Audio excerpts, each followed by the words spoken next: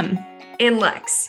two imperfect six-figure business coaches, co-founders, and friends who decided to combine our superpowers to bring to market something we wish we had when we entered the world of coaching. A real, non-BS, intimate, and fun community built with integrity, intention, and a few glasses of wine. In this podcast, we get real. Real about life, business, relationships, and what it really takes to find your version of success in the world of coaching. Are you ready, Lex? I'm set, Em. Let's coach. Hi, Lex. Hi, Emily. I always wait to see who's going to say it first. Chicken. We're like playing chicken at each other. Who gets it first? Recording today live from Narnia. Welcome to the forest. To give you podcast listeners who are not on our YouTube channel a visual, I'm staring at a beautiful granola version of Emily. She's in a very neutral blouse. Her hair is all natural. She is literally the background, green forestry, like fairies are about to probably fly over her head. She is such a vibe right now. I love it. Well, thank you. I am in North Country. I'm in Canada. How many times are you going to say A today? I don't know. Don't get me started. I've started. Here we go. A. Oh no, I'm one of those individuals. Whenever I'm with someone who has an accent, I slip into the accent, which could come across like I'm insulting the person, but it's really me just feeling so close to them. So in the South, y'all, I am like Southern. And then in Canada, like they say Costa Rica and pasta and breakfast. And there's some things that I'm like, no, I don't know if I'm gonna join this. My freshman college roommate, who is random, who also was one of my roommates from in my senior year, is from North Carolina, and she has a Southern accent. Well, it's kind of gone away. Anyways, I now forevermore say y'all because of her, having lived with her for 2 years. And then I'm from Portland, Oregon. Like no one there. There's nothing. It's the most boring non-dialect accent, but I do say y'all. You say y'all, but you can fit in, real nice down in the South. Real nice down in the South. Real nice. But yeah, so I'm in Canada, and I accidentally went camp. I didn't accidentally. I let my husband plan this itinerary because we're visiting his family. And I always have wanted to go camping, and like I have this kind of, how do I say this? Like I have this vision of camping in my mind of like the memories that you make from camping. And Greg is like, let's not go camping and stay at a cabin by the water and have all the amenities without the hardship of camping. But I think because I'm raised in a family of girls, we just didn't do things that I put in my mind as like very picturesque family things. Anyways, long story long, we went camping, and he had put on the itinerary 2 nights of camping.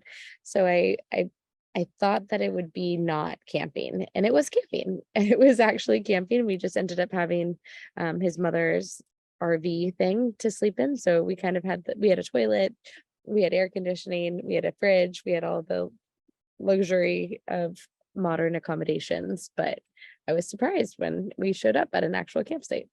It sounds like a happy medium, and like you guys were happy campers. Yes. Well done. So she's camping, right? And I get this text from Emily. Was it yesterday?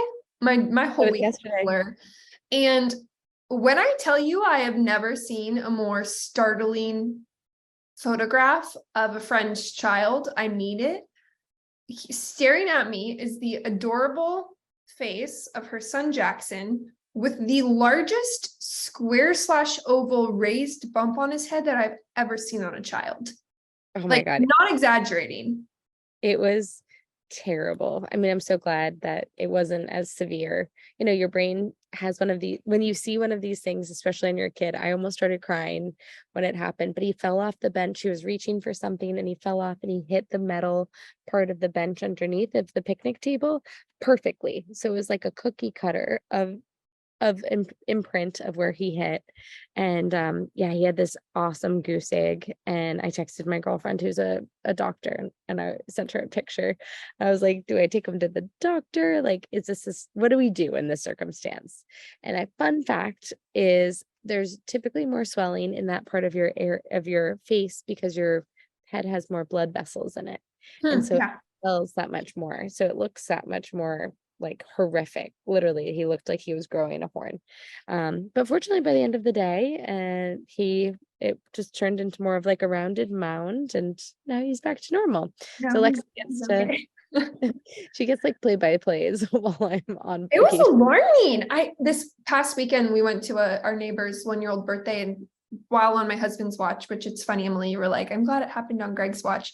Well, on CJ's watch, she fell and hit her head on a cornhole, and there was a goose egg, not Jackson's size goose egg, but I flipped the beep out on him. And so when you were like, I'm so glad it happened on Greg's watch, because if it was on mine, he would flip out. And I'm like, I'm Greg. I'm Greg. CJ is You're Emily. Greg. I am And Greg.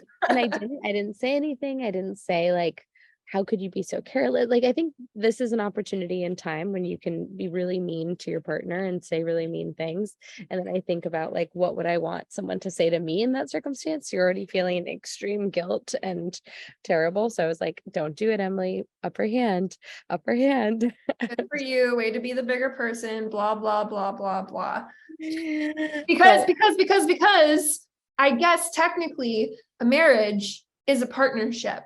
So that is good partnership advice. And today we're talking about strategic partnerships that can grow your coaching business. yes, getting in bed with strangers. What? No, just kidding. I good. Oh, I love that transition, Lex. So I'm curious about the PR bar and your coaching business with the PR bar. Have you had any strategic or partnerships in the past that have netted? Sorry, Bless you.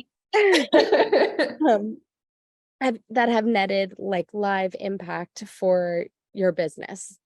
So many. And I'm actually going to rewind time because this is probably the biggest partnership campaign I ever ran for that brand.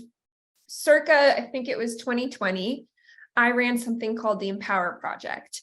And I was a PR coach. I mean, I still am. And I gathered 7 other coaches, all different types of coaches, to come together to offer one big freebie package. So I can't remember what I contributed, probably a pitch template, maybe the business coach contributed an Excel sheet. I don't know. We put it all on a website, and the entire goal was to collect emails. This was at the infancy stage of my business. These coaches ranged in their seniority level, and we all agreed to a cadence of how we were going to promote it. And here's why this was so freaking great. Everyone participating, automatically put in front of 7 other coaches' audiences, right? So it was such an organic way to grow brand awareness, at the same time, also collect emails. So that was one of my first and favorite campaigns. What about you, Partnership Queen? Well, I was going to ask, did you spearhead this or were you invited to join it? I spearheaded it. I started it. I led it. I envisioned it. It was me. She was the problem. Can we do that again, by the way? That's amazing. Actually, we should do that. I'm thinking in real time. We should do that with our Ready Set Coach clients. We should. We should. It was a lot of work, but it was worth it. Yeah. So you've heard us say that, call us out. Yeah, no, it was really, really great. I created a singular landing page. I created all the graphics for everyone. There was direction given on the freebie.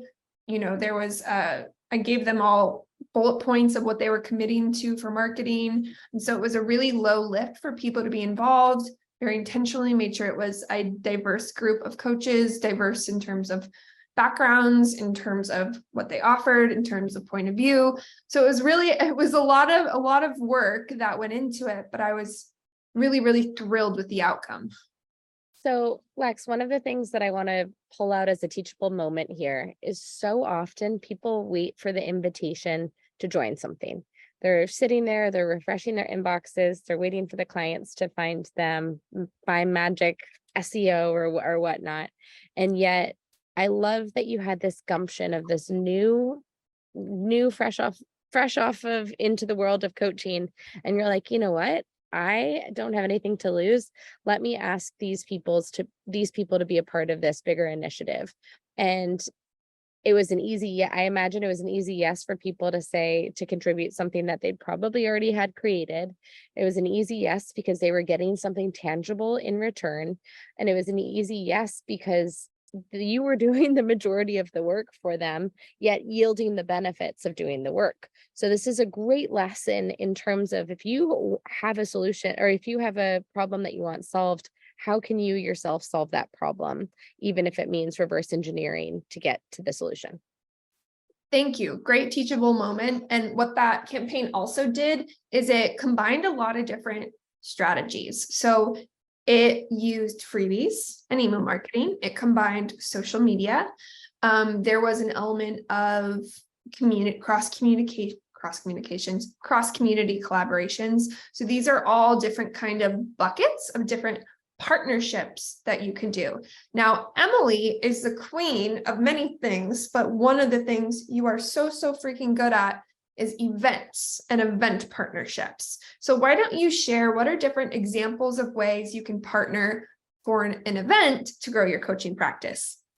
Yeah, so one of it's very similar to what you had talked about with the whole email and cross-marketing effort that you put together with this initiative.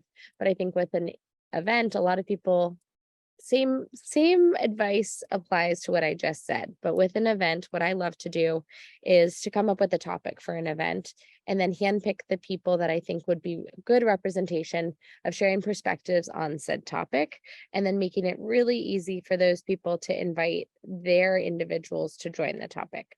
So I've done partnerships. One of my very first events that I like to think back on, and is the ABCs of entrepreneurship. Like, I had knew nothing about entrepreneurship, but I was super curious about entrepreneurship, and I wanted to be exposed to more entrepreneurs.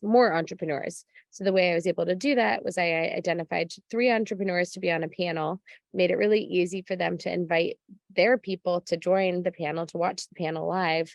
And so now I had an email list of more entrepreneurs because these 3 people were so excited to be included in this conversation. They blasted it out to their individuals, and then I reaped the benefits of keeping the emails of individuals that signed up, and also sharing those emails with all participants on the panel. So with events, I like to think of it, whether you're partnering with another individual, with a store, with another brand, you want it to be something that is mutually beneficial for all parties involved. So it's something where, and I also like to sweeten it even more. Like, I want them to walk away being like, that was really easy to partner, that it didn't require much of a lift for us at all. B, that we were really good and respectful partners. So if it's a store that we set up, we clean up, we make it really easy, we bring in the people. If it's a brand, or if it's someone else, we over deliver. So if we're partnering with them and we promise them pictures, that we promise them 10 pictures, we give them like 40 pictures, because it's always nice to leave a good taste in people's mouth, and it's easier to leave a good taste and it's easier to reapproach someone who you've left a good taste in their mouth. Completely agree. And something that you just said, the key word that I want to bring up to the table and us dive into, is mutually beneficial. So one of the cornerstones to having a successful collaboration or partnership is that both sides are getting something.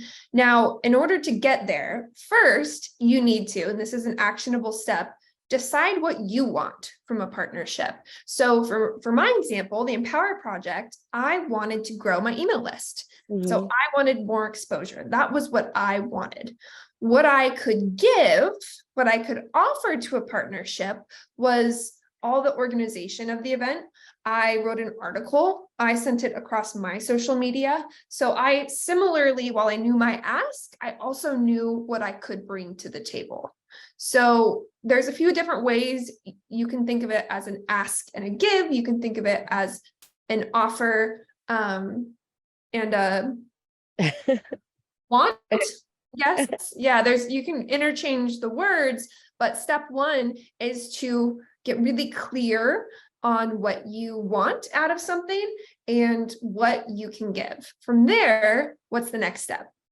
Well, I was going to say, one of the things that's really important is to make sure that you're that your partners are aligned with what your outcome is. So if you are wanting more emails and you're partnering with, oh my gosh, like a foot fungus company, the people, I don't know. Is your environment inspiring that idea? Yes, I guess so. Lots of fungus everywhere. But if you're partnering with something that is a product healing, something that you can't really relate to, they might not be an ideal partner. So you want to look at the demographic of their partnership, or look at you can do a little sleuthing on their Instagram or LinkedIn, but you want to be in front of aligned partners. And one of my favorite things to reference to people who are just starting out with partnership is that a lot of times partners, they're right in front of you, but they don't feel clear to you. So I'll give an example of that. So for example, if you're a travel advisor and you're like, I want to be in front of high net worth individuals, where are high net individuals hanging out that you are already in their sphere? Your wealth advisor. Your wealth advisor is servicing high net worth individuals. Is there a way to do a partnership or get in front of, have a conversation with these individuals, your wealth advisor, and let them know that you are looking for this type of client, and then do some sort of partnership with them? That's more of a referral partnership, but just thinking about in terms of where is your same client hanging out. It's not always at the sexiest companies. Yeah, and that's such a great point, because that's such another key component of a successful partnership is audience alignment. Beyond your own core values, also who you're serving. So we're going to go into some real life examples here, and I'll start with the Ready Set Coach example. Last year, what year is it? I don't know. Last year, we partnered with a community called Ladies Get Paid. And we partnered in way of an event. So we hosted a event. We taught a workshop for the Ladies Get Paid community. Now, what we wanted from this was exposure to the audience of Ladies Get Paid, because their audience was at that time for that cohort really our ideal people. Flip side, Ladies Get Paid was getting us delivering value and content to their membership community. So we both got what we wanted, and we both were aligned also at the end of the day with our users. What's another example? I think that's a great example. So communities are a great one. I'll give a personal example. For 6 Degrees, we partnered with a female-owned gym based in New York City.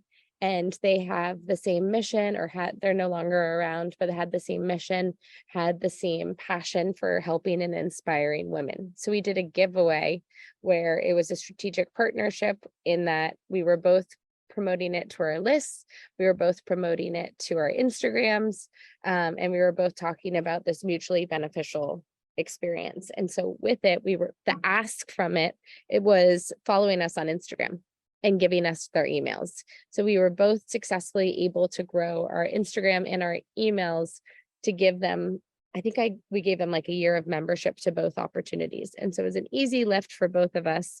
And we could have even sweetened the deal by doing an in-person event with both of the entities, but we didn't. Lex, how can people find out how to work with us? Super simple. Go to readysetcoachprogram.com, link in show notes. So if you're sitting here listening and you're like, cool, but I don't really have much to bring to the table. I'm new. I don't have a list yet. I have like 2 followers on Instagram. No one's going to want to partner with me. You need to first reframe that a little. There's a lot of things you can bring. And one of the things you can bring, especially as a coach, is your expertise. So maybe what your offer is in form of content or in form of leading a free workshop. I want to give another example of 2 of our clients who are currently doing a partnership and why it's so smart. So they have very complementary services. One is a business development coach and one is a thought leadership coach. They align and they ultimately serve the same person, which are agency owners, but they offer different things. So they're teaming up to co-host a seminar. It's still kind of in the works. And what they're giving each other is the co-share of content to make a really spectacular event. right? And yes, they'll both market it, etc., but they're not as focused on the volume of collection of social followers, etc. They're really wanting to leverage and partner with each other's expertise. Yeah, that's a great example. I want to talk a little bit about email marketing partnerships. So I think that what you talked about in terms of the Empower, how did you say it? Empower The her? Empower Project. Empower Project. I'm like, well, I didn't want to butcher it. The Empower Project, there's other ways to be an email marketing partner. And I think to also give love to people, I call it this kind of flirting. And this is my favorite example of flirting. So you could write a newsletter. Say you write a monthly newsletter or a weekly newsletter. You could spotlight your favorite brands or your favorite coaches, or you could give a shout out to something positive that happened, or maybe there was an event you're going to and you can link to it. And so it's not a partnership in like the formal sense of partnership, but it's drawing awareness to these things. And you might ask, like, so why am I drawing awareness to these random brands? This doesn't make sense. People will then trust you more for curating and ideating things that you believe in and you like to go to. And it's something that you can then use down the road in a more formal type of partnership process where you could get paid for partnership. And I don't want to overcomplicate it and talk about paid partnership, but I'm saying that you're building up the fact that you have 400 people clicking on this one link every single month, that when the time comes and you want to pitch a brand and you want to formally partner with them and have them pay you to be in your newsletter, you have stats to prove that your newsletter gets these results and these sorts of engagement, and people are following through when they're clicking the links. So it's just something to be doing kind of organically in good spirit, kind of Okay, over. let me make sure we're following on that. So, because we kind of went into two capacities. So the first thing I heard was to just almost in a good karma sort of way, get in the practice of shouting out or highlighting other brands you believe in. Yeah. And secondary, if we're planting the seed long term, as you continue to do that and as you continue to grow, how does featuring other brands in your newsletter lead way down the line to paid partnership? Exactly. No, how? So it leads down the line where if you're wanting to partner with a bigger brand, either you want to partner with them on an email partnership or you want a paid partnership, you now have numbers to back up what partnering with you could look like. Okay. So here's what I'm pulling from that. If you focus on delivering good value, truly good value, beyond just your own services and selling, you're likely going to grow your list faster. You're going to have great stats. So there's a long-term benefit there. So again, I'm like, we're bringing it back in. So there's email marketing, there's referral partnerships. There's simple things like content swap partnerships. You can do Instagram lives together, but the whole concept, what? I was going to say podcast ad partnerships. That's a good one. Or just podcast swaps. You have a podcast, they have a podcast, you both go on each other's podcasts, right? Another form of content. So the whole point we're trying to make is it's a really great organic, easy way and quick way to grow your reach and to get in front of another individual's audience or community's audience where they have already built know, like, and trust. So by you being presented in front of their audience in way of them, that is telling the audience, similar to what you were saying, that you believe in this other coach. So Lex, some other thing that we can think about too for those coaches out there is a strategic partnership of being a coach in other people's coaching programs, being a guest coach or in their masterminds. And what I love about that is typically the host of the mastermind or the guest program, or at least what we do with Ready Set Coach, is we create graphics for those individuals. So it's cross-pollination and cross-promotion for us, where they're posting on their social media that they're speaking at this organization, but simultaneously we're posting about them, and then we're granting them access to an audience that's primed and warmed for the topic that they're talking on.